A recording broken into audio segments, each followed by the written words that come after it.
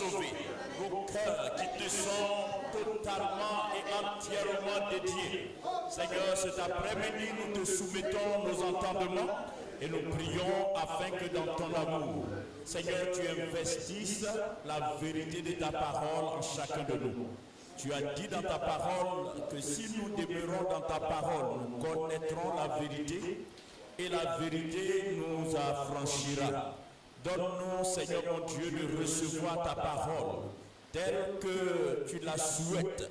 Donne-nous de la recevoir avec puissance, avec autorité, que cette parole nous éclaire, que cette parole fasse tomber non seulement les écailles de nos yeux, mais les chaînes de nos pieds, afin que Dieu, notre vie, soit à la gloire de ton nom. Merci pour ces instants. Au nom de Jésus, Amen. Que Dieu vous bénisse. Veuillez vous asseoir. Bonjour à tous. Soyez bénis.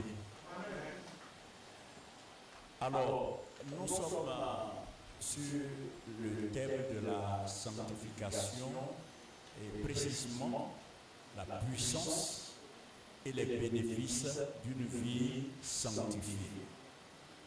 Amen. La puissance et les bénéfices d'une vie sanctifiée. On va le dire ensemble. La puissance et les bénéfices d'une vie sanctifiée. Hier, nous avons défini la sanctification et avant d'aborder le deuxième grand thème ou le deuxième grand sous-thème, ce soir, je voudrais rapidement exposer sur les implications de la sanctification. Amen. Les implications de la sanctification.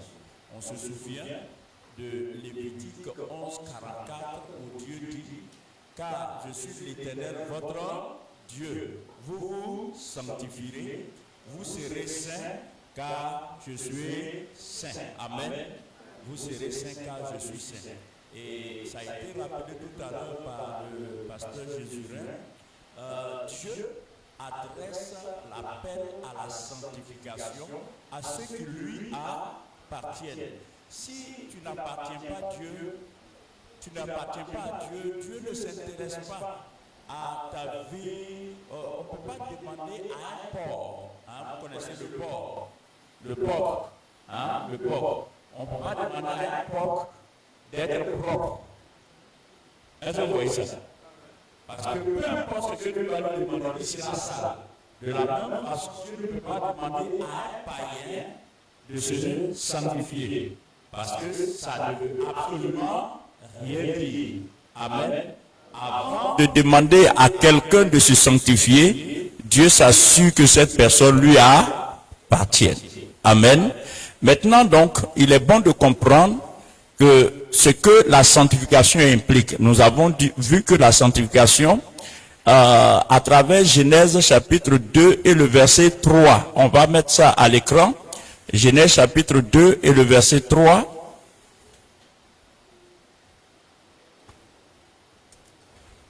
Donc Genèse 2 verset 3 nous dit: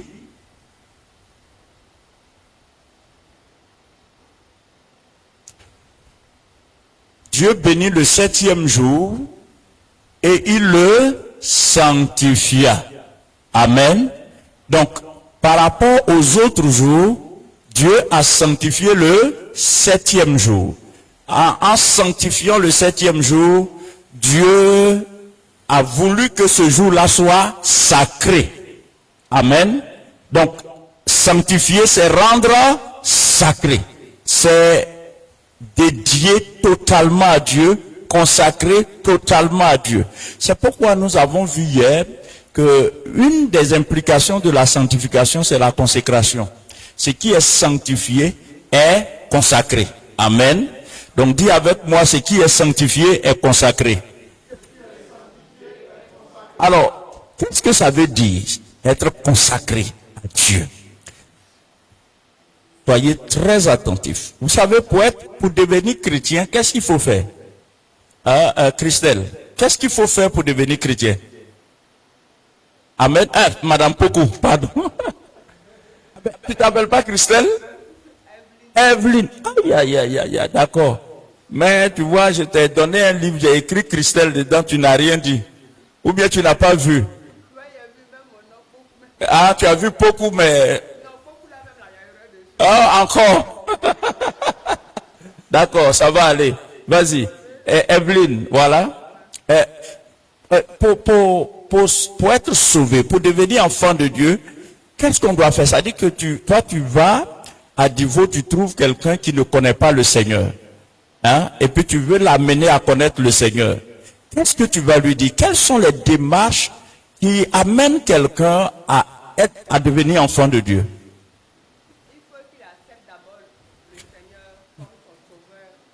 Est-ce que tu as un verset qui te permet d'appuyer ça? Ou bien tu répètes ce que tu as entendu? Ok, merci, assure-toi. En fait, pour que quelqu'un devienne enfant de Dieu, il faut recevoir Jésus. Il faut accepter Jésus. Selon Jean chapitre 1, verset 12. À tous ceux qui l'ont reçu et à ceux qui croient en son nom. À tous ceux qui ont fait quoi? Jean chapitre 1, verset 12 à 14, s'il vous plaît.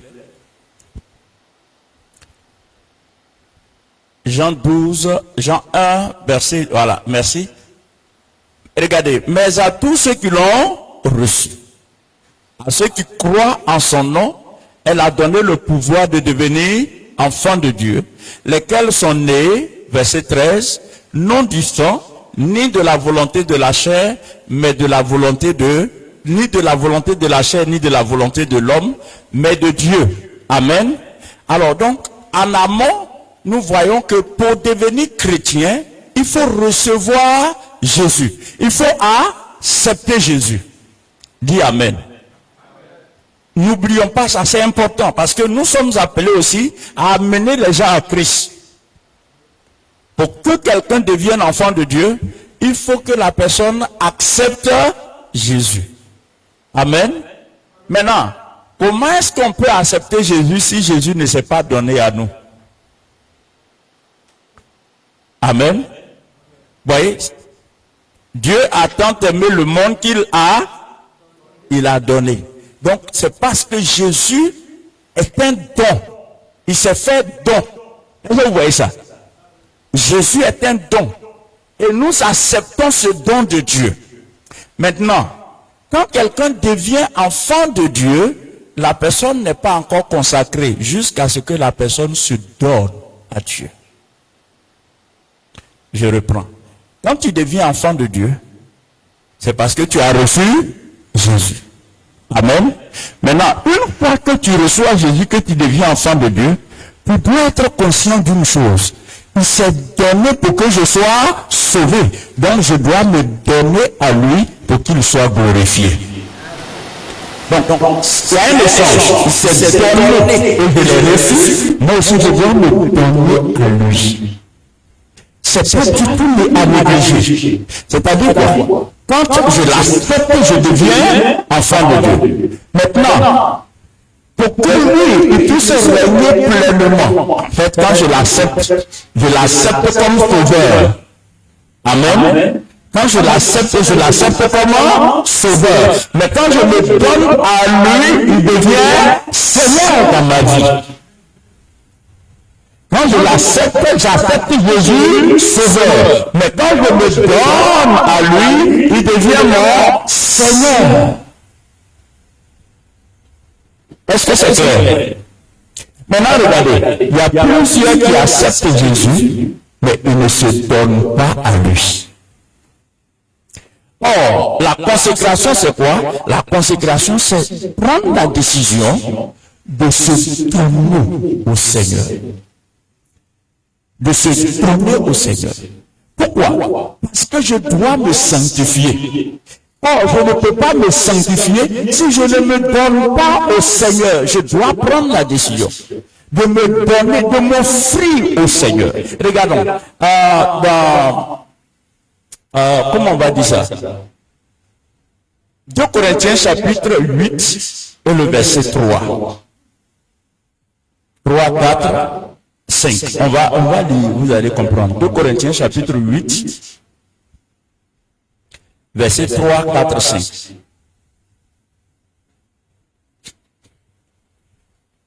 Ils ont, je l'atteste, donné volontairement selon leurs moyens. Ils ont donné quoi? Selon leur... Là, il parle des offrandes. Est-ce que vous voyez ça? Ils ont donné volontairement selon leurs moyens et même au-delà de leurs moyens. Verset suivant. Nous demandons avec de grandes instances la grâce de prendre part à l'assistance destinée aux saints. Voici des chrétiens qui supplient même les apôtres pour pouvoir participer aux offrandes destinées à soutenir des frères. Est-ce que vous suivez? Vous suivez? Donc, des frères qui demandent la faveur pour eux-mêmes, pour participer, donner des offrandes qui vont aider d'autres frères, qui vont aider d'autres églises. C'est une faveur, c'est une grâce. Donc, eux, ils demandent aux apôtres, ils demandent aux disciples, donnez-nous aussi l'occasion de participer à ça. Mais comment ça se fait que les hommes radins que nous sommes, comment ça se fait que parmi nous, il y a des gens qui soient prêts, même quand on leur a pas demandé, ils supplient même pour qu'on leur... Regardez, nous demandons quoi? Avec de grandes... Ils n'ont même pas demandé faiblement, hein? Ils ont insisté dessus, pardonner. Nous aussi, on veut donner. Ils n'ont pas seulement, la Bible dit, ils n'ont pas seulement donné selon leurs moyens, mais ils ont donné au-delà de leurs moyens. Maintenant, il y a une question qu'on doit se poser. Comment quelqu'un comme vous et moi puisse être disposé à donner selon ses moyens, à être libéral, à être généreux, à donner à Dieu, à donner pour Dieu, à donner pour soutenir d'autres églises? Comment quelqu'un peut le faire sans murmurer? En réalité, le secret se trouve dans le verset suivant. Regardez. Le verset suivant dit, et non seulement ils ont contribué comme nous l'espérions, donc ils ont fait quoi? Ils ont donné. Maintenant, la question c'est, qu'est-ce qui leur a donné? Qu'est-ce qui leur a permis de donner? En fait, vous voyez souvent, il y a des gens qui ont des difficultés pour donner, des difficultés pour contribuer. Mais il y a une raison à ça. Parce qu'il y a des gens qui ont reçu Jésus, mais ils ne se sont pas donnés à Christ. Maintenant, regardez eux leur secret. Et non seulement ils ont contribué, comme nous l'espérions, mais ils se sont d'abord fait, ils ont fait quoi? Lisons ça fort, la partie là. C'est parce que, la clé c'est ça. C'est parce que quand ils vont accepter le Seigneur là, eux-mêmes aussi, ils se sont donnés au Seigneur. Vous savez que il y a des choses que vous et moi, nous ne serons pas capables de faire. Jusqu'à ce qu'on prenne la décision de nous donner au Seigneur. En quoi cela est important? Quand quelqu'un se donne au Seigneur, ça veut dire que la personne a consacré sa vie au Seigneur.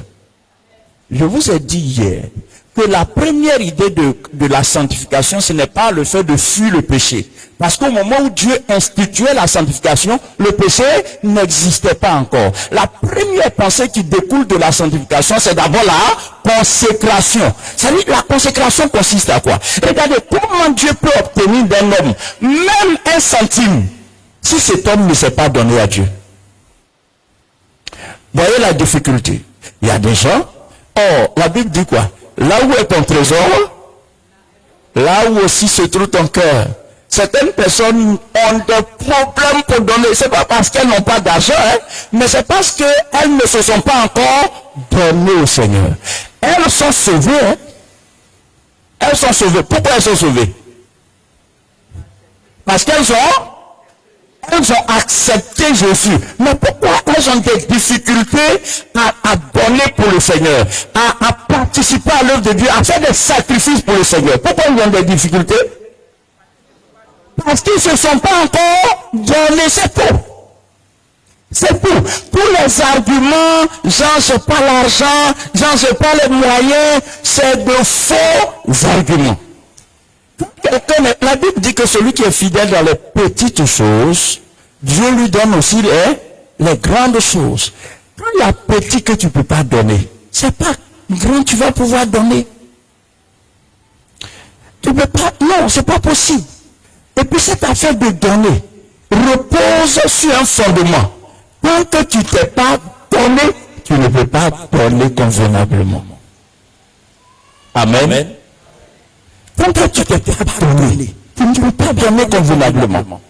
Et donc la première chose qu'implique la sanctification, c'est la consécration. Amen. Regardez, Romains chapitre 12. Romains chapitre 12. Versets 1 et 2. Je vous exhorte donc, frères, par la compassion de Dieu, à faire quoi? Mais ouvrez la bouche et puis l'ouvrez. À faire quoi? À offrir vos corps comme un sacrifice vivant. C'est ça la consécration. Premièrement, la consécration, je me donne à Dieu. Amen. Je me donne à Dieu. Et maintenant, quand je me donne à Dieu, ça veut dire que moi-même là, je deviens comment? Je deviens sacré pour Dieu. Je deviens sacré pour Dieu. Je deviens sacré pour Dieu. Et quand je donne mon corps, je deviens aussi, mon corps devient sacré pour Dieu. En d'autres termes, une fois que je sacrifie mon corps, j'offre mon corps à Dieu. C'est-à-dire, je ne peux plus faire usage de mon corps comme bon me semble. De la même façon qu'on ne peut pas utiliser les instruments de l'église n'importe comment, parce que ces instruments-là ont été, voyez, chaque fois que ces instruments arrivent, on prie pour les consacrer au Seigneur. Et parce que ces instruments sont consacrés au Seigneur, on ne peut pas amuser comme bon nous semble. Amen. De la même façon, quand mon corps est consacré au Seigneur, je ne peux plus amuser comme je veux. Je ne peux pas raisonner comme les païens et dire c'est mon corps, j'en fais ce que je veux. Non, ce n'est plus ton corps. Ton corps là est rentré en alliance avec Dieu. Toi-même tu as pris la décision, tu as dit à Dieu, mon corps t'appartient. Souvenez-vous, quand quelqu'un se sanctifie, il y a 5 personnes qui tirent profit de sa sanctification. Lesquelles? Dieu, la personne elle-même, sa famille, l'église, son entourage. Quand tu te sanctifies, tu deviens une bénédiction pour tes enfants. Quand tu te sanctifies, tu deviens une bénédiction pour ta famille. Quand tu te sanctifies, tu deviens une bénédiction pour Dieu, une gloire pour Dieu. Quand tu te sanctifies, c'est beaucoup de choses. Je vous ai expliqué hier qu'on ne nous a jamais dit que la femme de Noé était juste, que ses enfants étaient justes. Certainement, ils avaient leur piété à eux. Mais ce que la Bible dit, c'est que Noé était juste. Dieu trouva Noé juste à ses yeux. Et parce que Noé seul était juste aux yeux de Dieu, Dieu a tenu compte de sa justice. Et Dieu a sauvé sa femme, Dieu a sauvé ses enfants et les femmes de ses enfants. Que par ta sanctification, ta famille aussi soit sauvée. Que par notre sanctification, plusieurs personnes soient sauvées. C'est une question absolument importante. Quand nous sanctifions, Dieu est content. Parce que Dieu peut nous brandir comme un trophée. Il va dire, tu vois, ma fille là, ce que les gens font à gauche, à droite, ma fille là n'est pas dedans. Mon fils, ce que les gens font à gauche, à droite, mon fils là n'est pas dedans. C'est ça. Amen. C'est très important. Et la première implication de la sanctification, c'est que je me donne à Dieu. C'est que moi-même je suis sacré. Il y a des choses que, parce que je suis sacré, je ne peux pas faire n'importe quoi de mon corps. Dis Amen. Parce que j'ai offert mon corps à Dieu. Parce que j'ai offert ma vie à Dieu, je ne peux plus faire de ma vie ce que je veux. La deuxième implication de la sanctification qui ressemble à la première, c'est la dédicace. Tout ce qui est consacré est dédicacé à Dieu. Dis avec moi la dédicace. Regardez, prenons Nombre chapitre 7. Nombre chapitre 7. Et le verset 10 et 11.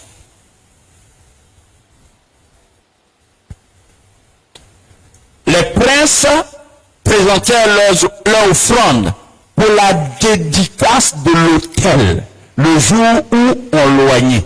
L'autel là, c'est quand on construit un autel, il faut le dédicacer à Dieu.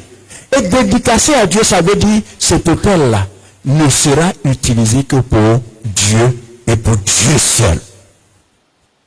Pour Dieu et pour Dieu seul. Donc, pour comprendre la pensée de la sanctification, premièrement, il faut comprendre que se sanctifier, c'est d'abord se consacrer à Dieu. Deuxièmement, se sanctifier, c'est se dédicacer à Dieu. Est-ce que tu es prêt à dédicacer ta vie au Seigneur? Non. Est-ce que tu es prêt à dédicacer ta vie au Seigneur? Vous ne pouvez pas imaginer. Vous savez, dans les temps qui vont venir, ou même avant, dans la société, là, il y a des choses qui arrivent. Mais la Bible dit que Dieu met une différence entre ceux qui lui appartiennent et ceux qui ne sont pas à lui. Il y a un grand bénéfice. On va voir ça demain dimanche. Il y a un grand bénéfice à se sanctifier. Un grand bénéfice. Donc, peu importe ce que cela peut te coûter. Sachez que pour que nous en soyons sauvés, ça a coûté beaucoup de choses à Christ. Il a abandonné sa gloire. Il s'est dépouillé de sa divinité. Tout ce qui faisait de lui Dieu, il a abandonné ça et il est devenu comme un simple homme. Il est passé par le canal du ventre d'une femme, de l'entraille d'une femme, comme un homme ordinaire. Mais tout cela pourquoi? Pour que toi et moi nous soyons sauvés. Maintenant la Bible dit, comme nous l'avons reçu comme Seigneur, et puis on est sauvé, nous aussi on doit se donner à lui pour qu'il devienne, nous l'avons reçu comme sauveur, donc on doit se donner à lui pour que lui aussi devienne Seigneur de notre vie. Amen. S'il devient Seigneur de ma vie, s'il devient Seigneur de ta vie, lui, son cœur réjouit. Parce qu'il va voir qu'il ne s'est pas donné pour rien. Amen. Et vous allez voir, parmi nous ici, ceux qui comprendront ces choses, qui accepteront ces choses. C'est pas la sanctification, on ne fait pas le gendarme après toi. D'ailleurs, quel temps on a pour faire le gendarme après toi? C'est toi-même qui dois comprendre qu'il s'est donné à toi. Et parce qu'il s'est donné à toi, toi aussi tu dois te donner à lui. Pour que ta vie glorifie son nom. Amen. Jusqu'à ce que nous comprenions cela, il y a des saveurs dans la marche avec Dieu auxquelles on ne goûtera pas. Il y a des joies qu'on ne connaîtra pas. Parce qu'il y a une certaine joie. Il y a des gens qui disent, oh moi je veux vraiment que mon intimité avec Dieu grandisse. Mais ton intimité avec Dieu ne peut pas grandir comme ça au hasard. Parce que le Dieu avec qui tu veux entrer en intimité, il dit, soyez saints car moi aussi je suis saint. Donc, plus tu te sanctifies, plus tu seras à même d'approfondir ton intimité avec Dieu. Mais moins tu te sanctifies, moins la présence de Dieu va te repousser. C'est même pas question de tu peux ou tu ne peux pas. La présence de Dieu va te repousser. Tu peux vouloir entrer en intimité avec Dieu, et puis Dieu, la présence de Dieu va te repousser. Vous vous souvenez, le jour où Moïse a été appelé du buisson à Adam, et puis quand il a su que c'est du buisson à Adam, il s'apprêtait, il partait vers le buisson. Qu'est-ce qu'il a entendu?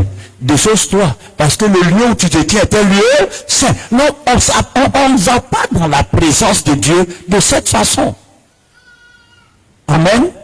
Il y a quand même des conditions qu'il faut remplir. Très important.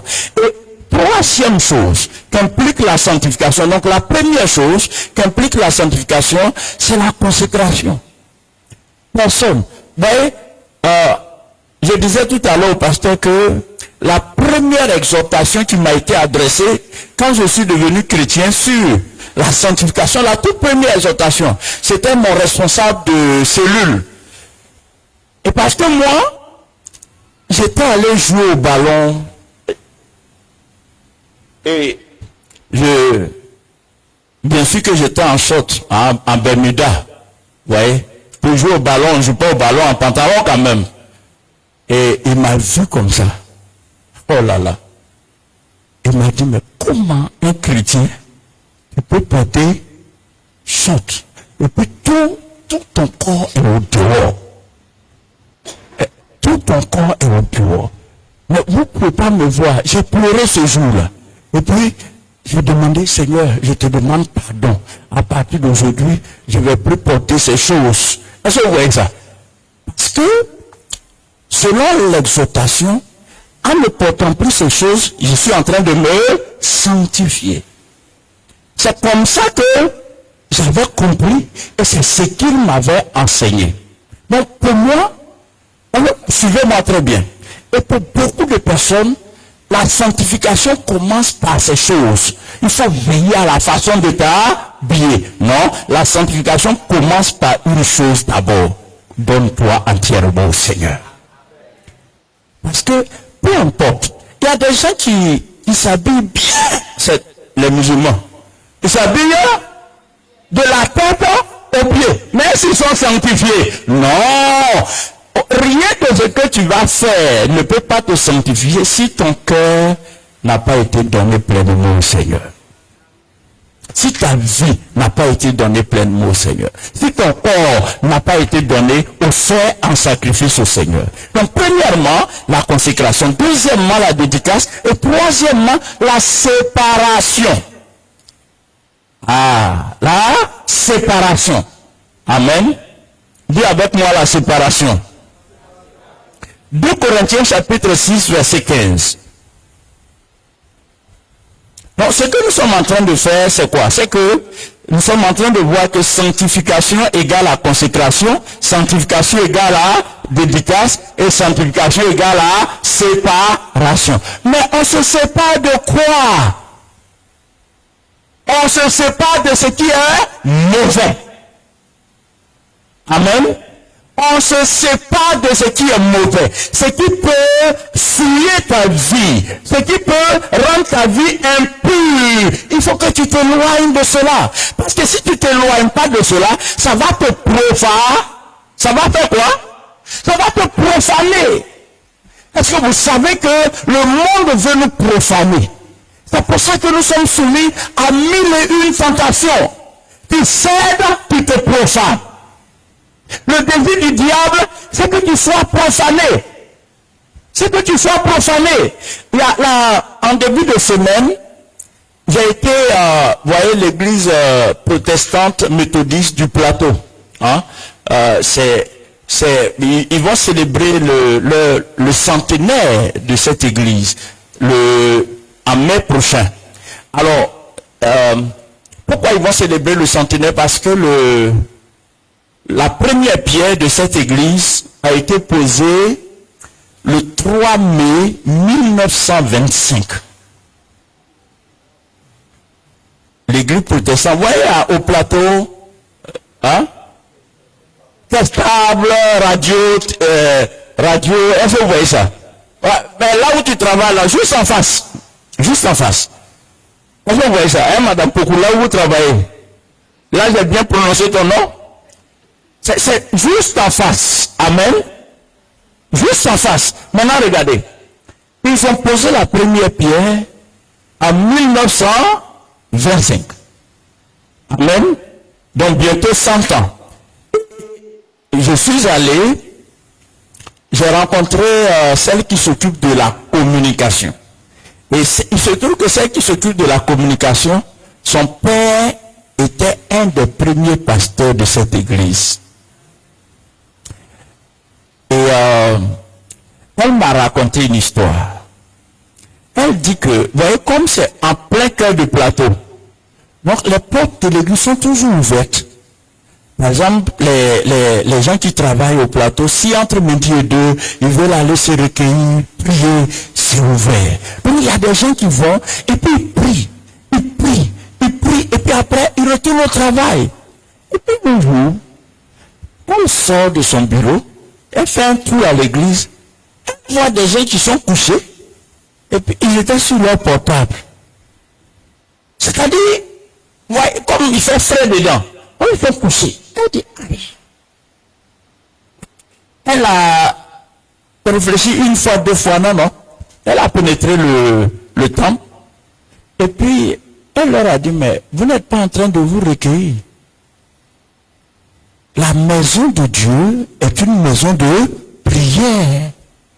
On ne vient pas se coucher là pour... Je ne sais pas si vous voyez. Non, sortez. Vous ne pouvez pas quitter les immeubles pour venir vous reposer ici. Non. C'est la maison de Dieu. C'est ça, ce qui est dédicacé à Dieu. Est-ce que vous savez, vous vous souvenez que Jésus est rentré dans le temple? Qu'est-ce qu'il a fait? Il a chassé. C'est la première fois où on voit Jésus en colère. Mais pourquoi s'était-il mis en colère? Parce que les gens qui étaient venus vendre dans le temple étaient en train de profaner le temple. Le diable, le monde veut nous profaner. Le monde veut nous profaner. Parce que le diable sait que s'il arrive à nous profaner, Dieu ne sera plus glorifié. S'il arrive à nous profaner, nous-mêmes là, on ne va pas tirer profit. On sera perdant. Parce que ce que Dieu a l'intention de faire de toi. La Bible dit, si vous séparez ce qui est vil de ce qui est précieux, vous serez ma bouche. Donc Dieu ne peut pas t'utiliser, Dieu ne peut pas m'utiliser si en moi il y a un mélange entre le vil et le précieux. Moi je suis précieux. La vie de Jésus à moi est précieuse. Mais si je ne comprends pas la préciosité de la vie de Jésus à moi, et puis j'accepte que le vil pénètre à moi, il va avoir cohabitation entre le précieux et le vil. Et Dieu n'est pas dans le mélange. C'est pourquoi Dieu dit, sanctifiez-vous, soyez saints, car moi l'Éternel, votre Dieu, je suis saint. C'est absolument important. Et se sanctifier, c'est se consacrer à Dieu. Se sanctifier, c'est se dédicacer à Dieu. Se sanctifier aussi, c'est se séparer de ce qui est mauvais. Alors, 2 Corinthiens chapitre 6, le verset 15. On va lire ensemble. Moi je lis et puis vous reprenez après moi. Quel accord y a-t-il entre Christ et Bélial? Qu'y a-t-il entre le temple de Dieu? Quel accord y a-t-il entre... Et quelle part a le fidèle avec l'infidèle?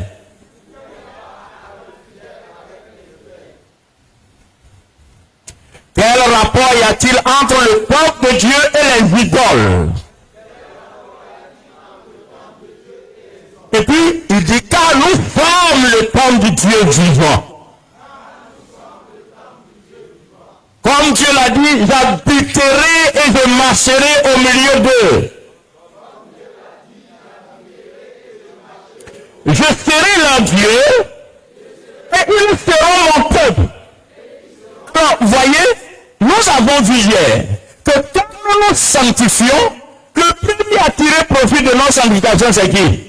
C'est Dieu. Pourquoi? Parce que nous sommes son temple.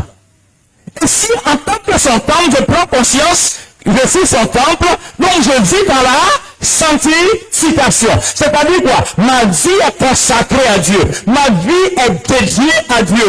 Et je me sépare de ce qui est mauvais. Oh, vous aussi.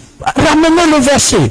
Je me sépare de ce qui est bien. Quelle va être la conséquence? Il a dit, Dieu dit, j'habiterai, je marcherai, je serai là, Dieu, ils seront mon. On peut acclamer le Seigneur. Comment tu espères? Regardez, quelqu'un qui ne se sanctifie pas, et puis le matin il se lève, il prie. le soir il prie. Tes prières-là ne changent pas grand-chose. Ce ne sont pas tes prières qui vont attirer Dieu dans ta maison. Vous voyez ça? Parce que ce dont Dieu dépend, écoutez-moi très bien, Dieu ne dépend pas de nos prières pour marcher avec nous. On va voir ça demain. Dieu ne dépend pas de nos prières pour marcher avec nous. Là, il dit quoi? Il dit, car nous sommes le temple du Dieu vivant. Si nous avons compris que l'infidèle et le fidèle ne doivent pas marcher ensemble, que le pur et l'impur ne doivent pas marcher ensemble, que le souillé et ce qui n'est pas souillé ne doivent pas marcher ensemble, et que nous nous sanctifions, lui, Dieu, il va habiter au milieu de nous. Il va marcher au milieu de nous. Il sera notre Dieu. Et nous serons son peuple. Ça, c'est absolument important. Vous voyez, Dieu dit, vous vous sanctifierez quand je suis l'Éternel, votre Dieu. Comme je suis saint. Qui veut que Dieu marche avec lui? Dis-moi.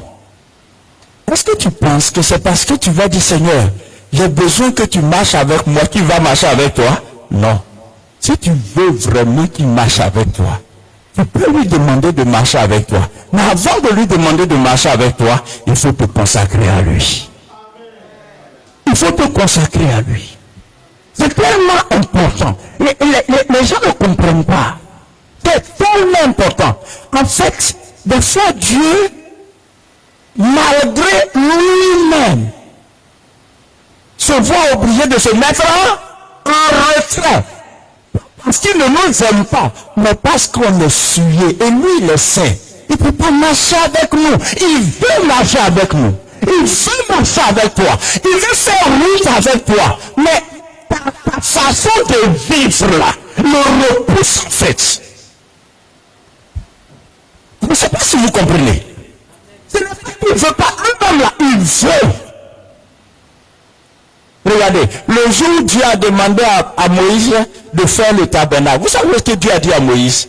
Il dit, fais le tabernacle parce que je veux me rencontrer avec vous. Il n'a pas dit, je vais vous rencontrer. Hein. Il dit, je vais me rencontrer avec vous. Comme ça, je serai au milieu de vous et je vais me rencontrer avec vous. C'est le désir de Dieu. Amen. C'est le désir de Dieu. Le désir de Dieu, c'est de marcher avec nous. Et maintenant, regardez, lui, c'est son désir, mais nous, c'est un avantage énorme. Un privilège énorme. C'est-à-dire, où que tu sois, Dieu marche avec toi. Il y a un danger, Dieu t'arrache au danger. Il te sépare de ce danger. En fait, il y a des choses que la sainteté ou la sanctification, il y a des choses que la sanctification fait que la prière ne peut pas faire. Tu n'as pas compris? Non, tu n'as pas bien compris. Dis bien amen. Écoutez-moi très bien, peuple de Dieu. Ta prière ne peut pas faire, ne peut pas amener Dieu à marcher avec toi. Ta prière ne peut pas amener Dieu à marcher avec toi. Tu peux pleurer, Seigneur, je t'en supplie. J'ai besoin que tu marches avec moi. Dieu ne va pas marcher avec toi. Seigneur, je veux que tu sois avec moi dans ce que je suis en train de faire. Dieu ne va pas être avec toi. Parce que le fait c'est quoi? C'est que, comme il est saint, maintenant, si tu te reconnais comme étant à lui, il dit, sois saint. Parce que moi, je suis saint. Pourquoi il demande ça? Parce que deux personnes ne peuvent pas marcher ensemble s'ils ne sont pas mis d'accord. Ils ne se sont pas mis d'accord. Et c'est tout là le problème que nous avons. C'est tout là le problème que nous avons. On sera impur et on veut que le Dieu saint marche avec nous. On se suit et on veut que le Dieu saint marche avec nous. Regardez, un père peut aimer son enfant n'importe comment. Mais si le père s'habille et il est en blanc, il s'en va à une cérémonie, par exemple, même s'il ne va pas à une cérémonie, l'enfant est allé jouer dans la boue, hein, et puis il est rempli de boue, et puis l'enfant dit, papa, papa, qu'est-ce que le papa a fait? Le papa va faire ça. Et puis, va te nettoyer. S'il a son grand frère ou sa maman, nettoyez-le. C'est pas parce qu'il n'aime pas son enfant. Mais s'il fait ça, l'enfant va le salir. Je ne sais pas si vous voyez. Mais des fois, Dieu est obligé de nous faire comme ça. Il est obligé de nous faire. Oui, il est obligé. Il est obligé de nous faire comme ça. Des fois, même, c'est pas lui, hein. Ce sont les gens qui disent non. Se sanctifier, c'est se mettre dans des conditions qui vont mettre Dieu à l'aise dans notre compagnie. Oh, Dieu veut marcher en ta compagnie. Il veut marcher en ma compagnie. Maintenant, nous, on doit créer les conditions qui vont faciliter la compagnie divine. Oh, quelqu'un peut acclamer le Seigneur. Il faut que je crée les conditions qui vont faciliter la compagnie divine. Alors, vous savez quoi? Quand le diable nous invite à pécher, c'est pour empêcher Dieu de marcher avec nous. Quand il présente, il fait tout pour qu'on pêche. Il fait tout. Quand pécher, ça veut dire quoi? Il fait tout pour qu'on se souille. Quand il arrive à t'amener à te souiller, à te rendre impur, tu as rempli les conditions qui vont faire que Dieu sera obligé de faire ça. Or, chaque fois qu'un père fera ça à son enfant, l'enfant ne comprendra pas. Vous voyez ça? L'enfant sera choqué. Mais l'enfant est choqué à tort. L'enfant est frustré à tort. Tel que tu es là. Si tu veux vraiment que papa te fasse à tout comme toi tu veux là, mais sois propre. Sois propre. La Bible dit, ce sont nos péchés qui mettent une séparation entre Dieu et nous. Donc, je voudrais que ce soit, nous comprenions ceci. La vraie sanctification commence par la consécration. Commence par la consécration. Passe par la dédicace. Se poursuit par la séparation. Et puis la dernière chose, la vraie sanctification implique aussi la purification. Amen. La vraie sanctification implique aussi la purification. Mais avant, restons sur le verset de Corinthiens 16. Il faut qu'on lise tout. Regardez. Voilà. Il dit, c'est pourquoi sortez du milieu d'eux et séparez-vous, dit le Seigneur. Amen. Et séparez-vous, dit le Seigneur. Et puis la suite dit quoi? Ne touchez pas à ce qui est impur. Et Dieu dit quoi? Je vais vous accueillir. Le contraire d'accueillir là, c'est ça. Le contraire d'accueillir, c'est ça. Des fois, il y a des gens, quand ils prient, ils ont l'impression qu'il y a quelqu'un nul qui fait que leur prière n'évolue pas. Ou bien il y a des gens, ils disent, je ne sens pas la présence de Dieu. Dans tous les cas, la présence de Dieu n'est pas faite pour être ressentie. Mais pourquoi Dieu permet que certaines personnes ne ressentent pas sa présence? Ben, si tu sens sa présence là, c'est un trop beau cadeau pour toi. C'est un trop beau cadeau pour toi. La présence de Dieu nécessite que les conditions qui s'y à sa présence soient réunies. Amen. Nous croyons que la présence de Dieu, Dieu ne brade pas sa présence. Dis Amen. Dieu ne brade pas sa présence. Si toi tu n'as pas compris l'importance de la présence de Dieu, Dieu connaît l'importance de sa présence. Dieu connaît l'importance de sa présence. Donc, premièrement, la consécration, deuxièmement, la dédicace, troisièmement, la séparation et quatrièmement, la purification. Dis avec moi la purification. Ésaïe chapitre 1, verset 16.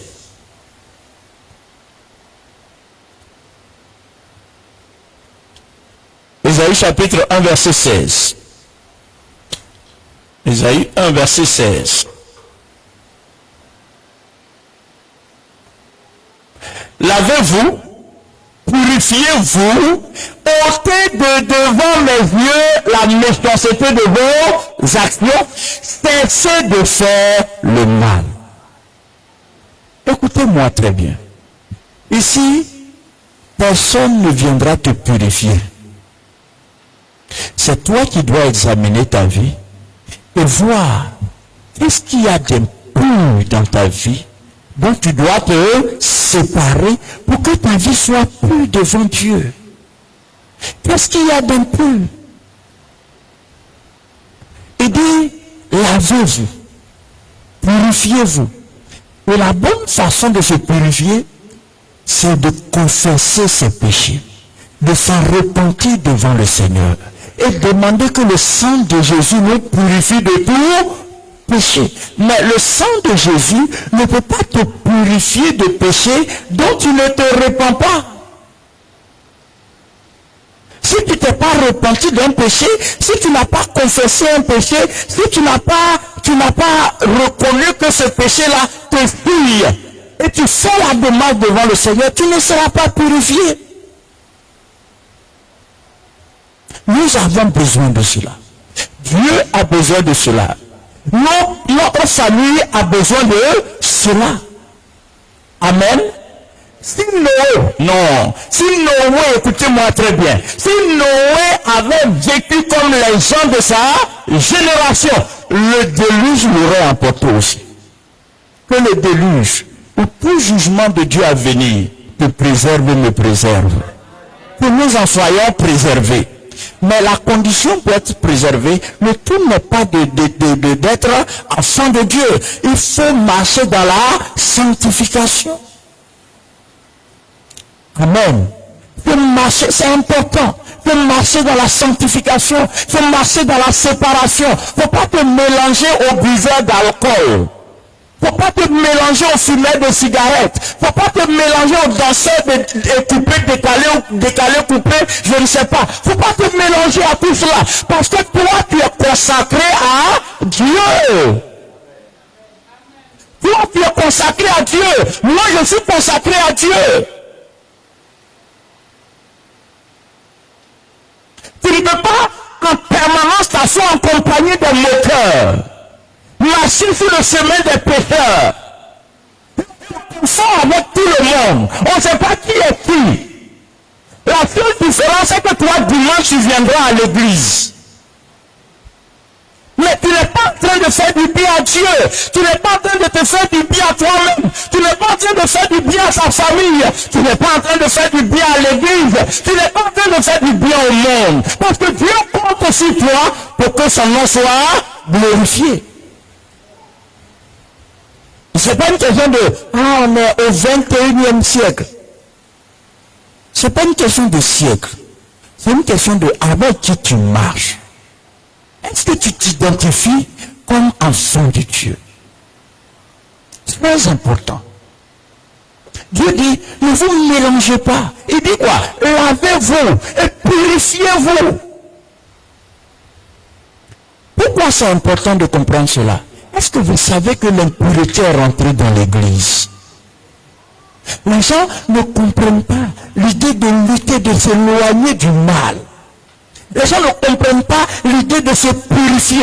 Mais même si tout le monde ne comprend pas, toi comprends cela.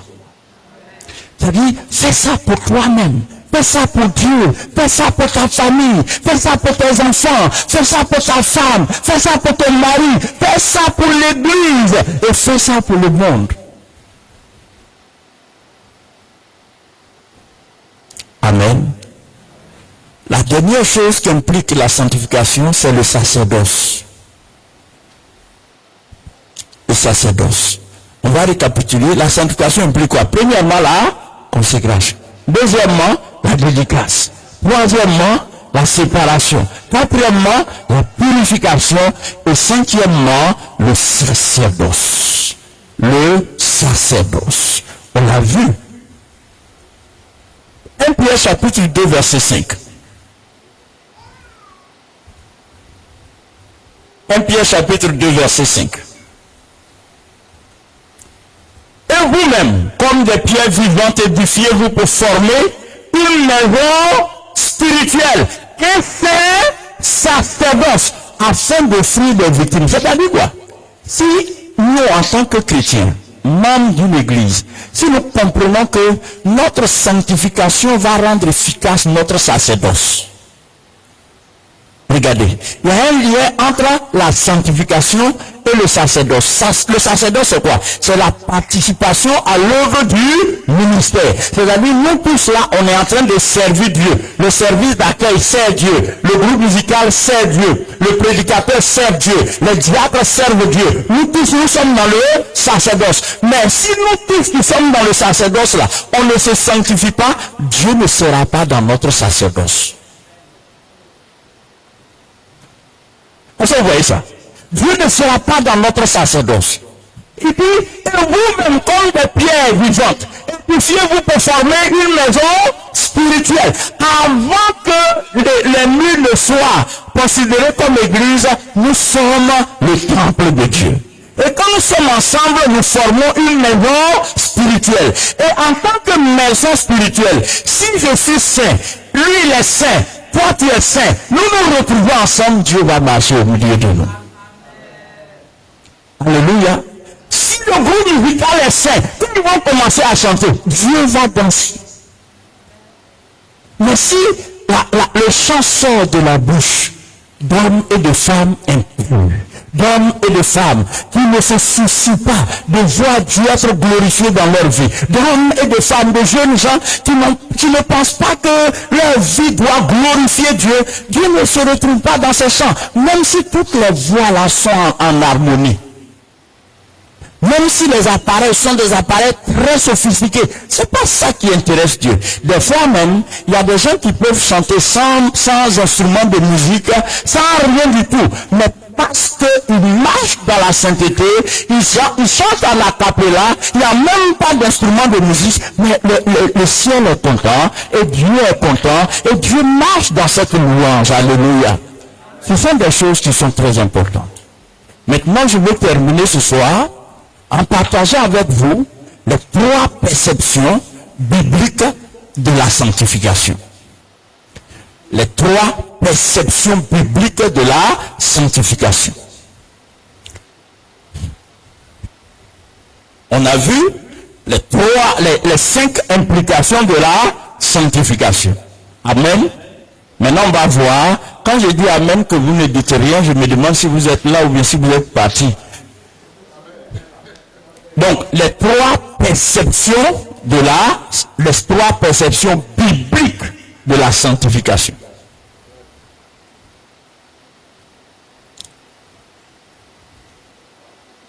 Amen. Qu'est-ce qu'on va voir maintenant? Alors, le mot perception veut dire quoi? Madame Pogo? Parce que tes lunettes là dénotent.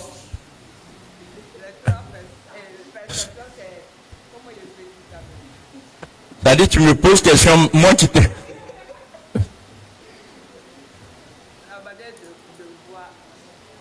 Après, c'est Christelle. Parce que vous avez les... Non! Vous avez sensiblement les mêmes lunettes. Lunettes d'interro, quoi. Vas-y. Qu'est-ce que c'est qu'une... Quand on parle de perception, on parle de quoi? Perception, ça vient de quel verbe? Percevoir. Oui, la manière de percevoir, ça veut dire quoi? La manière de voir. D'accord. Christelle? C'est pareil? Même pas changer un peu, embellir un peu. Ah, d'accord.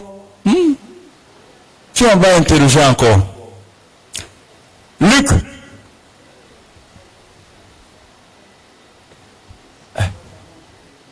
Evelyne a dit, c'est la manière de voir. Christelle a dit, c'est la manière de voir. Toi, tu dis quoi? De percevoir. C'est la manière de comprendre. Amen. C'est l'opinion qu'on se fait de quelque chose. Amen. C'est la pensée qu'on a de quelque chose. C'est le regard qu'on porte sur quelque chose. Donc nous allons voir le regard, les trois sortes de regards que la Bible porte sur la question de la sanctification.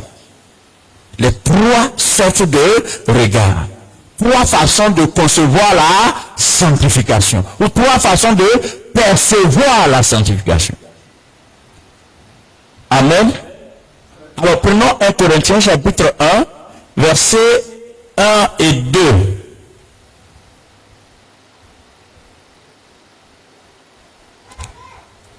La perception biblique de la sanctification. Donc, comment Dieu voit, comment Dieu perçoit, quel regard Dieu a sur la question de la sanctification. Alors, ce qu'on va voir là, je prie que vous compreniez, mais dans tous les cas, on va voir ça, et puis le Saint-Esprit va amplifier ça et expliquer ça, vous allez comprendre. Amen.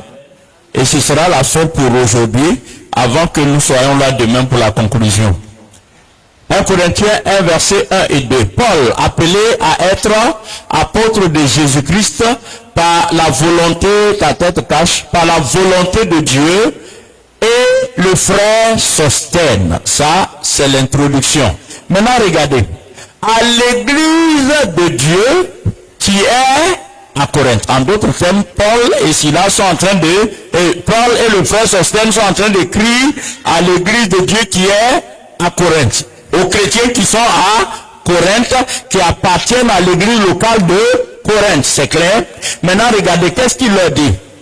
À ceux qui ont été sanctifiés en Jésus-Christ, appelés à être saints. Maintenant, on s'arrête là. Paul écrit à qui? Aux chrétiens de... Maintenant, quand il écrit aux chrétiens de Corinthe, dans sa tête, il écrit à qui? Il écrit à qui? Salomon, il écrit à qui? À ceux qui ont été sanctifiés d'abord. Quand il écrit aux chrétiens de Corinthe, il écrit à des gens qui ont été sanctifiés. Dis avec moi, il écrit à des gens qui ont été sanctifiés. Qu'est-ce que cela veut dire? Cela veut dire qu'une fois qu'une personne accepte Jésus comme son sauveur, il devient enfant de Dieu. Quand tu deviens enfant de Dieu, tu es déjà sanctifié.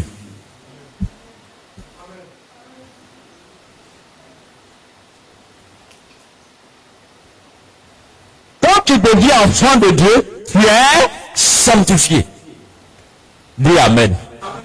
Pourquoi tu es sanctifié? Parce que tu n'es plus du monde. Tu n'appartiens plus au... Tu appartiens à qui désormais? Tu appartiens à Jésus. Et du fait de ton appartenance à Christ, du fait que tu es né de nouveau, tu n'appartiens plus au monde, donc tu es sanctifié. Alors regardez, à l'église de Dieu qui est à Corinthe, à ceux qui ont été sanctifiés en qui? Alors vous remarquez que là, ils ont été sanctifiés. Ils ont été sanctifiés. Ça c'est passé. Ça veut dire quoi? Ça s'appelle la sanctification statutaire. Amen. Mais là, est-ce que tu n'es pas Anderson? Il vient chez son papa, non? Mais laisse-le venir. Mais toi aussi, il faut l'accueillir.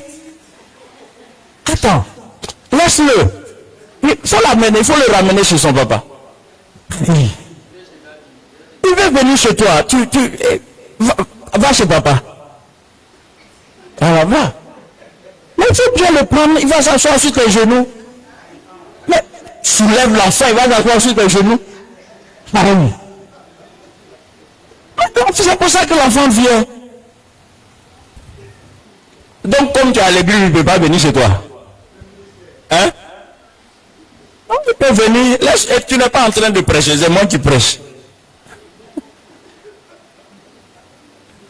En fait, il y a des comportements qu'on a eus qui ont révolté les enfants sans qu'on s'en rende compte. On ne peut pas comprendre que non, mon papa est là, je mets ma soeur sur ses genoux. Non, c'est ton enfant. Laissez l'enfant. Hein. Amen. Puis voilà, il est en train de partir. Son cœur est déjà satisfait, il s'en va. Ce n'est pas pour longtemps, c'est juste pour vérifier que tu es son père, quoi.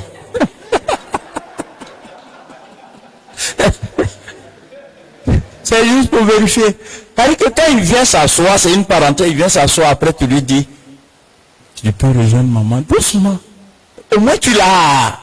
Okay. Mais il vient, on dit, non, c'est pas bon. C'est pas bon. Pas bon. Le père des enfants là, c'est un cœur délicat. Hein? Ah, il faut savoir entretenir le cœur. Bon, maintenant regardez. À ceux qui ont été sanctifiés, ça c'est le passé.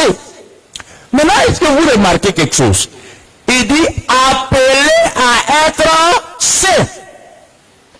Bon, souvenez-vous, Dieu ne demande pas aux païens de se. Dieu demande à qui? Donc finalement, on va rester strictement sur ce texte. À qui Dieu demande la sainteté, la marche dans la sainteté? Joël. Bon, c'est pas la réponse que je veux. À qui Dieu demande la marche dans la sainteté? C'est pas la réponse que je veux. Maintenant, ta femme est en train de lever le doigt. Si tu veux, tu lui passes le flambeau, le relais. Tu veux secourir ton mari? Vas-y. À qui Dieu demande la sainteté? À ceux qui sont sanctifiés. Acclame pour ta femme. Donc aujourd'hui là, quand vous sortez là, tu fais shawarma. Hein? Tu me diras ainsi là, tu as donné le shawarma. Regardez, Dieu demande la sanctification à qui? À ceux qui sont sanctifié. Si tu n'es pas sanctifié en Christ, tu ne peux pas marcher dans la sainteté. Donc, la première sanctification, regardez, il y a combien de sanctifications ici? Vous aussi. Il y a combien de sanctifications ici? Maman Gogo, il y a combien de sanctifications? Lesquelles? Ceux qui ont été sanctifiés.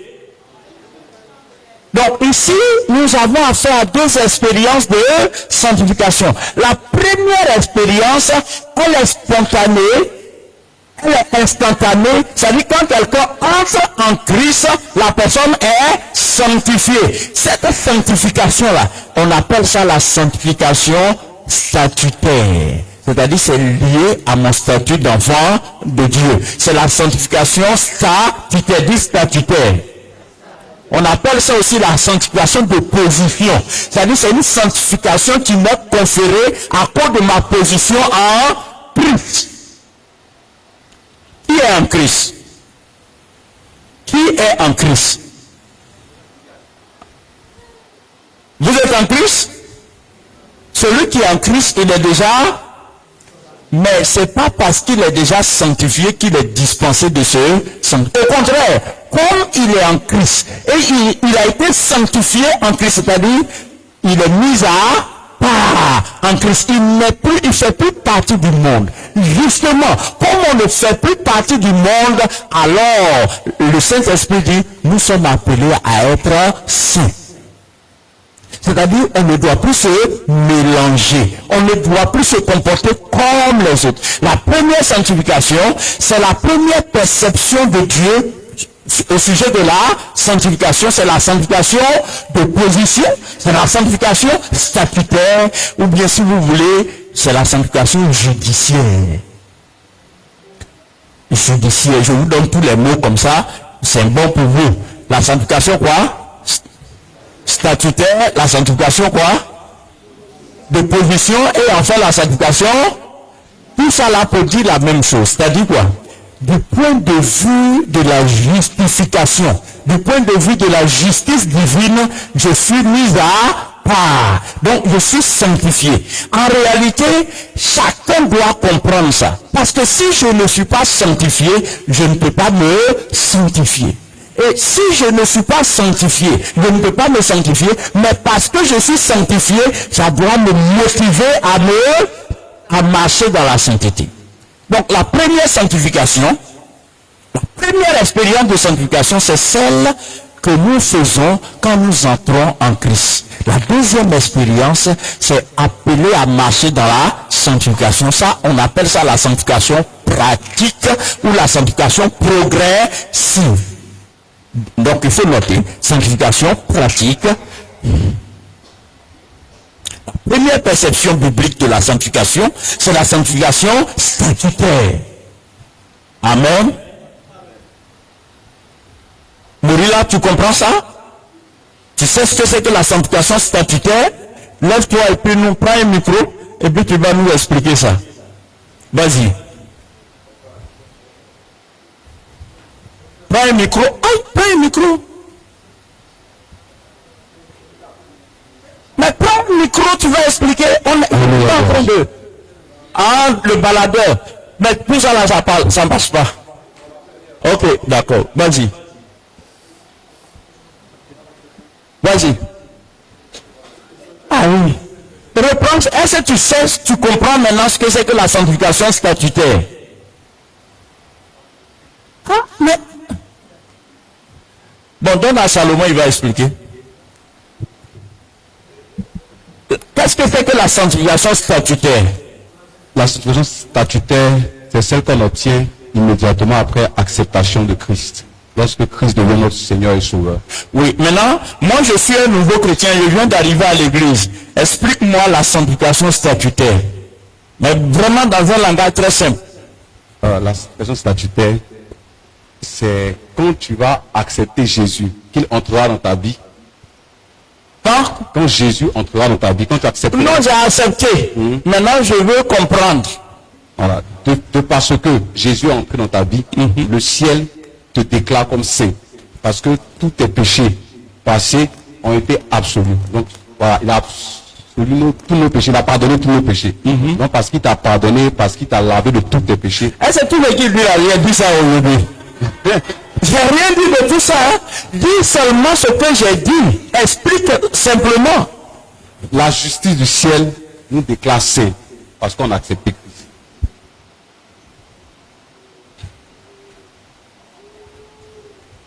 C'est Zambi, non?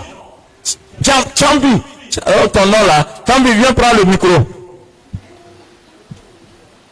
Après, ce sera le truc de Luc. En fait, tout ça là, c'est fait, un pour nous-mêmes, pour que nous soyons en bénédiction à d'autres personnes. Vas-y, Kambi. La sanctification de position, Oui.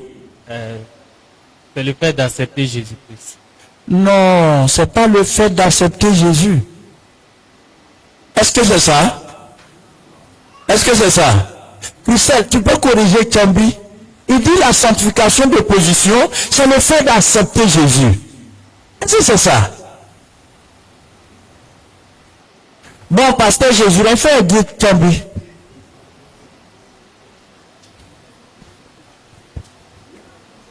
Pape, tu as dit que la sanctification statutaire, c'est la sanctification qu'on obtient quand on a accepté le Seigneur Jésus. Voilà, maintenant il faut corriger Kambi. La sanctification statutaire est la même que la sanctification de position. Oui. C'est la même signification. Kambi dit la sanctification statutaire, c'est le fait d'accepter Jésus. C'est ce que tu as dit, non? Non, C'est ce qu'il a dit. C'est pas ce que tu as dit. Maintenant, où est l'erreur dans ce qu'il a dit? Il a fait faute. L'erreur se trouve où? Ou bien ce qu'il a dit là, c'est correct? Tu reconnais que c'est pas correct? Tu es fou? Montre-nous l'erreur. l'erreur ici, Non, l'erreur dans ce qu'il a dit. l'erreur dans ce qu'il a dit, quand tu acceptes, dans ce que tu as dit dans ton développement, la sanctification statutaire nous est conférée quand on a accepté le Seigneur Jésus-Christ. Oui, ça c'est correct. Maintenant, on travaille à la sainteté parce qu'on n'est pas du monde. Oui, il ne faut pas arriver à la deuxième stade. Ça dit que, en fait, il fut très bien. Corrige Cambi. Cambi a dit, la sanctification statutaire, c'est le fait d'accepter Jésus. Et tu as reconnu que ce qu'il a dit n'est pas vrai. Ou bien c'est vrai maintenant. Non, c'est pas vrai. Ok, maintenant corrige-le. Moi je suis plus là, je suis déjà parti en France. Et puis Cambi est en train d'expliquer la sanctification statutaire à quelqu'un d'autre. Toi tu entends ça. Tu corriges Cambi comment? La sanctification. Regarde Cambi là-bas, tu vas le corriger. La sanctification statutaire, c'est la sanctification qui nous est conférée quand on a accepté le Seigneur. Ça là, tu as dit ça jusqu'à on est rassasié. En fait, c'est quoi? Corrige Cambi. Cambi, ce qu'il a dit, c'est vrai ou c'est faux? Oui?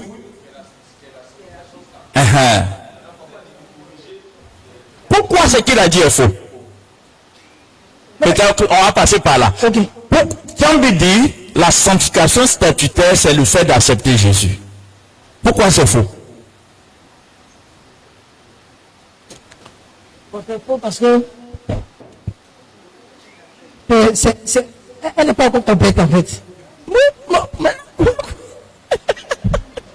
Bon, diaconesse, viens-toi debout. Donne le micro à la diaconesse. C'est vous qui devrez transmettre toutes ces choses. Vas-y, diaconesse. Ce que Cambi a dit là, en fait, voyez, ce qu'il a dit, ça ne se capte pas trop. Mais c'est faux. C'est faux. Peut-être ce qu'il pense là n'est pas faux. Mais c'est la formulation qui est fausse. Maintenant, il faut qu'on l'aide à bien formuler. La sanctification statutaire, c'est-à-dire quand tu acceptes le Seigneur Jésus, d'office, Tu es sanctifié. Tu es sanctifié. Ça, c'est un nouveau mot qui nous fait du bien. D'office, on est sanctifié. Oui. Maintenant, Cambi dit, la sanctification statutaire, c'est le fait d'accepter le Seigneur. Il y a un grain de sable. Qui voit le grain de sable? Christelle, tu as vu le grain de sable? Vas-y. Tu n'as pas encore perçu ça. Qui a perçu le grain de sable? Oui. Vas-y. On lui donne le micro. Antoinette, tu es sauvé par le gong. Le grain de Si sable. tu trouves là, on acclame le Seigneur pour toi. Vas-y. Le grain de sable, c'est quand il a dit le fait d'accepter, le fait. Oui. C'est ça qui est le grain de sable. Oui, en effet. Mais pourquoi, en disant le fait là, c'est un grain de sang? Pourquoi? C'est pas ça qui c'est pas en acceptant qu'on a accepté. Tu es bien sanctifié. Mais c'est pas le fait que tu dis oui. Mais c'est pas. Le fait qu'il a dit là, c'est ça. Le fait, c'est pas ça. Non, Patricia veut expliquer. Bon, j'ai pris le verset. C'est ça. Quand c'est pour sauver ton mari, là, tu es décidé, hein? Vas-y, j'ai pris. La sanctification statutaire, c'est quand tu viens d'accepter le Seigneur. C'est-à-dire quand tu acceptes le Seigneur, tu es déjà sanctifié. Pour lui, il dit que c'est quand tu acceptes le Seigneur. Quand tu acceptes, Mais en fait, tu es en train de répéter. Tu es en train de répéter la même chose sans t'en rendre compte. Ah bon, papa. Oui. En fait, ce que nous poursuivons, c'est l'exactitude dans la formulation de ce que nous disons. Une pensée, on ne voit pas ta pensée. On ne voit pas ta conviction. Maintenant, pour que ta conviction aide quelqu'un, pour aider quelqu'un à avancer, il faut que tu la formules correctement. Il dit, alors, qui ici veut que Luc, tu veux corriger Cambi? Oui, Salomon, on viendra à toi tout à l'heure.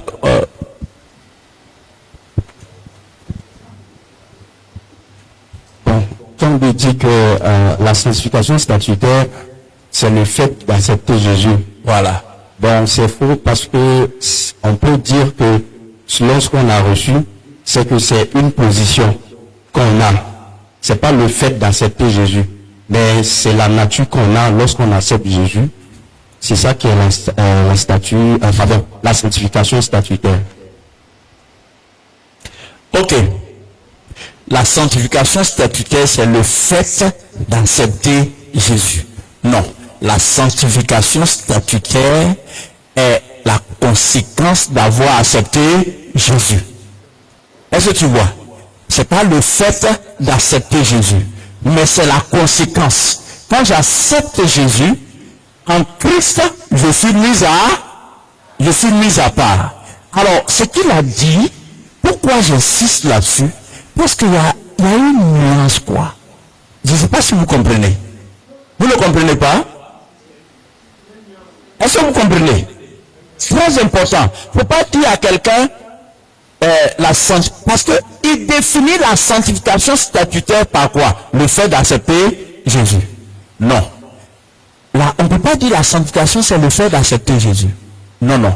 Mais quand j'accepte Jésus, le fait d'accepter Jésus, là, me donne une position. Quand tu dis c'est le fait d'accepter Jésus, on ne perçoit pas l'élément position. Est-ce que c'est clair pour vous? Souvent vous dites amen alors que vous n'avez pas compris. Christelle, c'est bon? Tu n'as pas encore compris, vous voyez ça? Monsieur Trull aussi n'a pas compris. Alors, Salomon faut aider Gertrude depuis Christelle à comprendre. Et puis on va passer à la troisième perception de la sanctification. Il y a trois perceptions. La première perception, c'est la sanctification de position. C'est-à-dire la sanctification qui nous est conférée dès que nous acceptons d'office. Ça, c'est un nouveau mot. Hein? D'office. Oui, oui. La sanctification que Dieu nous accorde d'office. C'est-à-dire, parce qu'on a accepté Jésus, Dieu nous sépare du monde. Amen. Amen. Voilà. C'est la conséquence du fait d'avoir accepté Jésus. C'est la conséquence, le résultat du fait d'avoir accepté Jésus. Maintenant, vas-y. C'est ce que tu voulais dire. Ce n'est pas le fait d'accepter Jésus. Je voulais dire que ce n'est pas le fait. Tu veux donner un exemple? Vas-y. Et moi, il faut que... En fait, le souci, c'est que vous compreniez. Pour nous-mêmes d'abord, et pour pouvoir transmettre. Oui, vas-y. Bon, je prends l'exemple d'un étudiant comme nous. Oui. Voilà. On te déclare par exemple étudiant, peut-être lorsque tu as le bac, et puis tu passes le test dans une école par exemple, et puis l'administration te certifie. Mais ton exemple est bien. On va rester sur son exemple et montrer l'erreur. Regardez, le fait d'avoir le bac ne fait pas de toi un étudiant. Non, je viens. Ton exemple est bien. Mais il faut d'abord être inscrit à l'université. Voilà. C'est quand tu es inscrit à l'université, tu as ta carte d'étudiant. Sinon, il y a plein de le bac. Ils n'ont jamais été étudiants. Je ne sais pas si vous comprenez. Or, pour pouvoir t'inscrire à l'université, il faut avoir le bac. Maintenant, l'inscription est la conséquence de l'obtention du bac. Mais l'obtention du bac ne fait pas de toi un étudiant. Un étudiant. Donc, on ne peut pas dire être étudiant, c'est le fait d'avoir le bac. Christelle, tu comprends maintenant? Être étudiant, c'est pas le fait d'avoir le bac. Mais il faut avoir le bac pour pouvoir être étudiant. Comme ça va? Tu comprends? Et Gertrude, tu n'as pas encore compris. Si. Bon, Evelyne, tu pourras expliquer ça tranquillement après.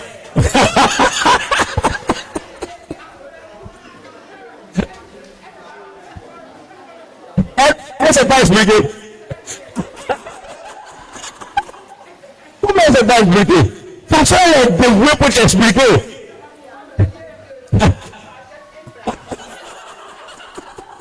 Donc, elle dit entre midi et 2, tu as su son déjeuner et puis c'est bon.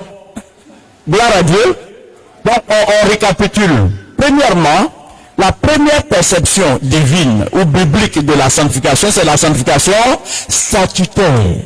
N'oublions pas ça. Parce qu'en réalité, si quelqu'un ne passe pas par la sanctification statutaire, Dieu ne peut pas l'appeler à se sanctifier. La deuxième sanctification, la Bible, dont la Bible parle, c'est la sanctification pratique. Appelé à être saint. Ça, c'est la sanctification pratique. C'est-à-dire, c'est tous les jours. Je dois me séparer. Je dois m'éloigner du péché. Est-ce que vous voyez ça? Je dois sortir du milieu d'eux. Ça, c'est la sanctification pratique.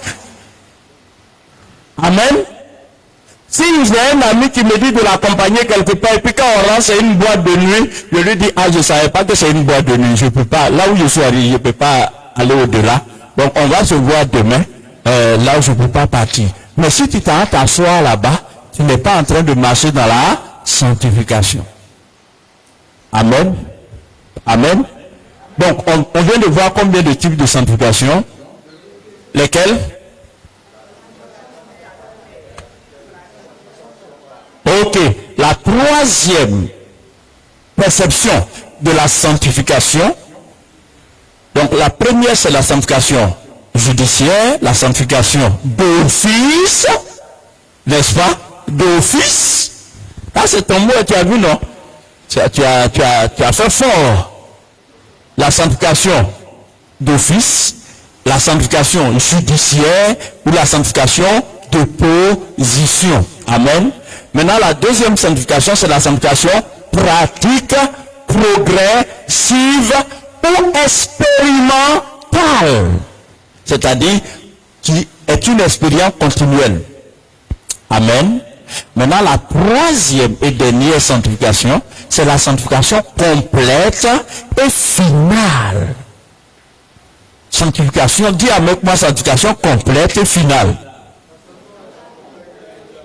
Alors, en attendant cette troisième perception, tout de suite, vous devrez comprendre que la sanctification pratique et progressive ne sera jamais finale sur la terre. C'est-à-dire, on sera toujours en train de nous sanctifier. En réalité, plus on grandit avec le Seigneur, plus on se rend compte qu'on est sale. C'est-à-dire, plus on découvre. Il y a des choses, quand on est nouveau chrétien, on ne voit pas que c'est mauvais. Mais après, au fur et à mesure, là je parle de ceux qui cherchent le Seigneur, de ceux qui grandissent avec le Seigneur. Au fur et à mesure qu'on grandit avec Dieu, on réalise que c'est comme nos enfants. Quand ils sont enfants, ils ne savent pas tout ce que papa n'aime pas. Vous voyez ça? C'est au fur et à mesure qu'ils grandissent, qu'ils découvrent les valeurs de la famille. Qu'ils découvrent que, on dirait qu'il y a un grand écart entre ma vie et les valeurs de la famille. Et donc, ça c'est très important. La sanctification progressive, la sanctification pratique, elle ne prend jamais fin. Amen. C'est-à-dire c'est chaque jour. Aussi longtemps qu'on sera dans ce corps et dans ce monde, on doit grandir dans cette sanctification. Amen. On doit grandir. Il ne faut pas reculer, il faut grandir. Il ne faut pas revenir à des péchés que tu as abandonnés. Il ne faut pas revenir à des filles que tu as laissées. Il faut aller de l'avant. Au fur et à mesure que tu vas de l'avant, tu réjouis le cœur de Dieu. Dis Amen. Maintenant, il y a la sanctification complète et finale. Prenons 1 Thessaloniciens, chapitre 5, verset 23.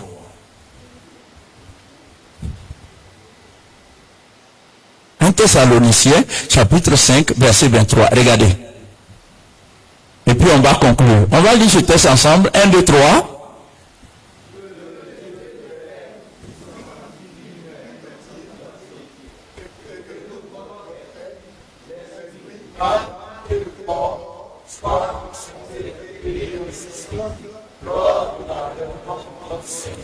Waouh! Regardez. Que le Dieu de paix vous sanctifie lui-même. Maintenant, je vais attirer votre attention sur quelque chose. La première sanctification, qui le fait? Qui opère la première sanctification? Hein, Evelyne? C'est Dieu, c'est en Christ. Ça veut dire que nous, on ne fait rien. Dans la première sanctification, on ne fait rien. Qui fait tout? C'est Jésus, c'est-à-dire la vie sainte de Jésus nous est imputée. De fait de notre position en Christ. Nous sommes déclarés saints. Amen. On n'a rien fait. Ce qu'on a fait, c'est qu'on a accepté Jésus. Et parce qu'on a accepté Jésus, on est devenu enfant de Dieu. Et comme on est enfant de Dieu, on n'appartient plus au monde. Donc par rapport au monde, on est séparé. Jésus a dit, ils sont dans le monde, mais ils ne sont pas du monde. C'est-à-dire, ils n'appartiennent pas au monde, mais ils vivent dans le monde. Mais ils ne partagent pas la même position que le monde. Et cette sanctification est l'œuvre de Dieu, c'est le travail de Dieu sur le fondement de l'œuvre et de la personne de Jésus-Christ. Amen. Là, vous remarquez que tout ce qu'on a fait dans ça là, c'est qu'on a accepté Jésus, et parce qu'on a accepté Jésus, le Seigneur nous a conféré. Donc la première sanctification est une sanctification conférée. Tu n'as pas dit Amen. C'est une sanctification d'office. Maintenant regardez, la deuxième sanctification, nous c'est nous. Nous c'est nous. Mais donc quand vous allez lire la Bible de la Genèse jusqu'à l'Apocalypse, des fois vous trouverez, le Seigneur va dire sanctifiez-vous. Quand il dit sanctifiez-vous, il ne parle pas de la sanctification statutaire. Il ne parle pas de la sanctification complète. Pourquoi il ne parle pas de la sanctification complète? Parce que la sanctification complète, c'est l'affaire de Dieu. Il dit que le Dieu de paix vous sanctifie lui-même. Regardez, tout entier, et que tout votre être, l'esprit, l'âme et le corps soient conservés comment? Donc on atteindra le degré d'irrépréhensibilité que quand Dieu lui-même nous prendra en charge.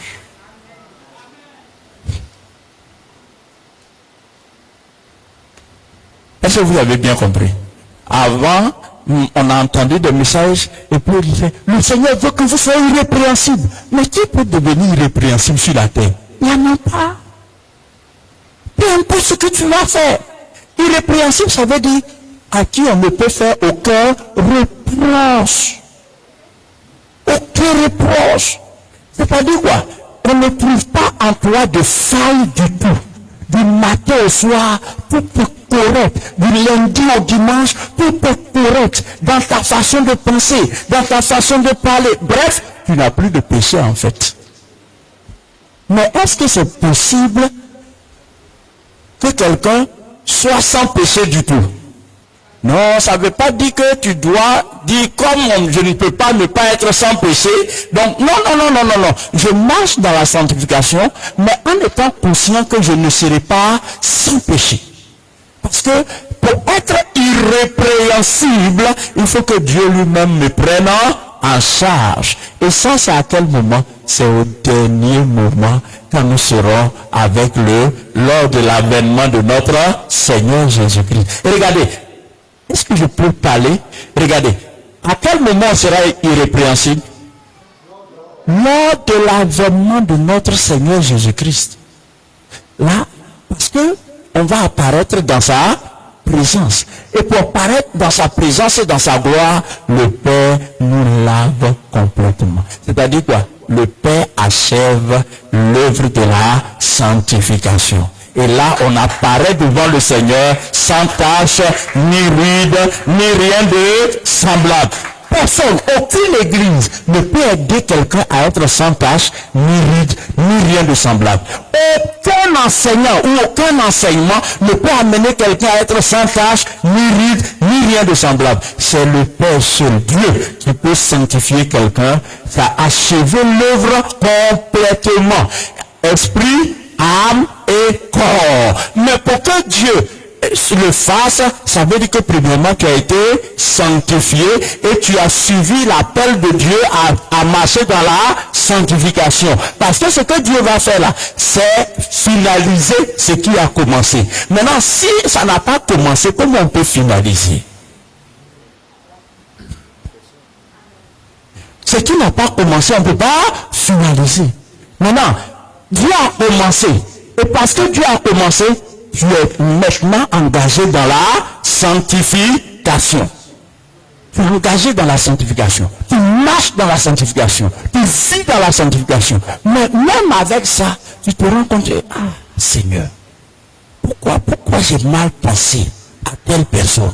Pourquoi j'ai mal parlé à telle personne? Et une fois, je crois que je vous ai déjà dit ça. Un matin, j'étais à Koumassi comme pasteur. J'étais déjà pasteur. Et puis, le Seigneur avait fait un travail énorme dans ma vie. Un travail de brisement. Mais de brisement. Et j'étais tellement content. Et un matin, pasteur, un mercredi matin, c'est juste la date que j'ai oubliée. Le jour là, je me souviens. J'ai prié et j'ai dit au Seigneur, je te remercie pour le niveau auquel je suis venu. Parce que j'étais arrivé à un certain niveau où peu importe ce que tu vas faire. Si tu veux marcher sur moi, ça ne me disait rien, moi. Donc moi-même, ayant constaté ça, j'ai dit, Seigneur, je te bénis pour le niveau d'humilité que j'ai atteint. Tu vois le brisement. Parce que il y a un travail que je faisais, que je demandais au Seigneur de faire dans ma vie, de me transformer comme un ver de terre. Vous voyez le ver de terre, David dit qu'il est vermisseau. Donc un ver de terre, la différence entre un ver et un serpent, c'est que quand tu marches sur un serpent, il se retrate et puis il vient te mordre. Mais quand tu marches sur un ver de terre, il s'éloigne. Je sais pas où vous voyez. Donc le ver de terre n'a pas de vengeance. Mais pas revanchard. Mais le serpent, moi je suis un serpent, tu vas voir. Il va te mordre. Est-ce que vous voyez ça? Donc moi, j'étais arrivé à un certain niveau. Et ça, c'est une histoire qui fait mal au cœur. Et puis j'ai dit, Seigneur, je te bénis. Parce que mon cœur là, on m'insulte pas, ça me dit rien. J'ai béni Dieu ce jour-là. Et puis je suis sorti. C'était pendant mon culte matinal. Et puis je suis sorti.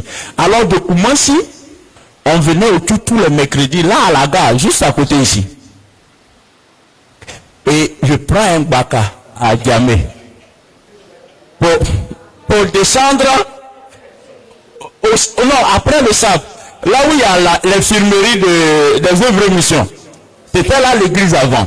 Et donc, on descend, moi je donne un billet. Et il y a une dame qui donne un billet et l'apprenti n'a pas de monnaie.